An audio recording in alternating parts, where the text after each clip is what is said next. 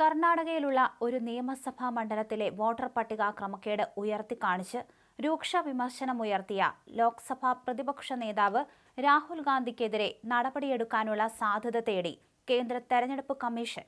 അതിനിടെ വോട്ടർ പട്ടിക ക്രമക്കേടുമായി ബന്ധപ്പെട്ട് രാഹുൽ ഗാന്ധി ഉയർത്തിയ ആരോപണങ്ങളിൽ നിയമയുദ്ധത്തിന് പുറപ്പെട്ട് സമയം പാഴാക്കേണ്ടെന്ന് അഭിപ്രായം തന്നെയാണ് കോൺഗ്രസിന്.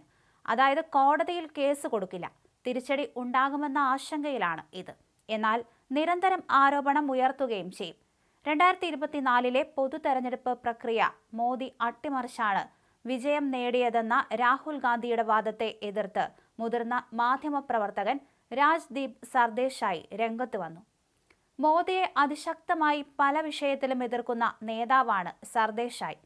2024 പൊതു തെരഞ്ഞെടുപ്പിൽ മോദിയുടെ നേതൃത്വത്തിലുള്ള NDA 240 സീറ്റുകളിലാണ് വിജയം നേടിയത്.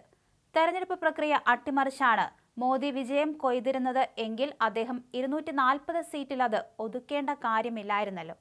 350 സീറ്റുകളിലും വേണമെങ്കിൽ മോദിക്ക് വിജയിക്കാമായിരുന്നില്ലേ? രാജ്ദീപ് സർദേശായി ചോദിക്കുന്നു. ഇത്തരം ചോദ്യങ്ങൾ കോൺഗ്രസിനെ വെട്ടിലാക്കുന്നുണ്ട്.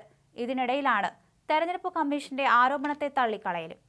ഈ വിഷയത്തിൽ സത്യവാങ്മൂലം സഹിതം തെളിവുകൾ നൽകിയാൽ പരിഗണിക്കാമെന്ന നിലപാടിൽ ഉറച്ചു നിൽക്കുകയാണ് കമ്മീഷൻ. ഇല്ലെങ്കിൽ മാപ്പ് പറയണമെന്ന് കമ്മീഷനും ഭരണഘടന ഉയർത്തിപ്പിടിച്ച് പാർലമെന്റിൽ സത്യപ്രതിജ്ഞ ചെയ്തിട്ടുണ്ടെന്ന നിലപാടുമായി രാഹുൽ ഗാന്ധിയും ഉറച്ചു നിൽക്കുന്നു. പാർലമെന്റിലെ സത്യപ്രതിജ്ഞയും ഈ ആരോപണവും രണ്ടും രണ്ടാണ്. അതുകൊണ്ടാണ് സത്യവാങ്മൂലം ആവശ്യപ്പെടുന്നത്.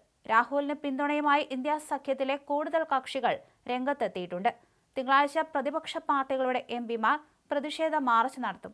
ഡിജിറ്റൽ വോട്ടർ പട്ടിക കൈമാറാതെയും വീഡിയോ തെളിവുകൾ 45 ദിവസത്തിനകം നശിപ്പിക്കണമെന്ന സർക്കുലർ ഇറക്കിയും കമ്മീഷൻ BJPക്ക് ഒത്താശ ചെയ്യുന്നു എന്നാണ് രാഹുലിന്റെ ആരോപണം. കമ്മീഷൻ ഇതിനൊന്നും ഉത്തരം നൽകിയിട്ടില്ല.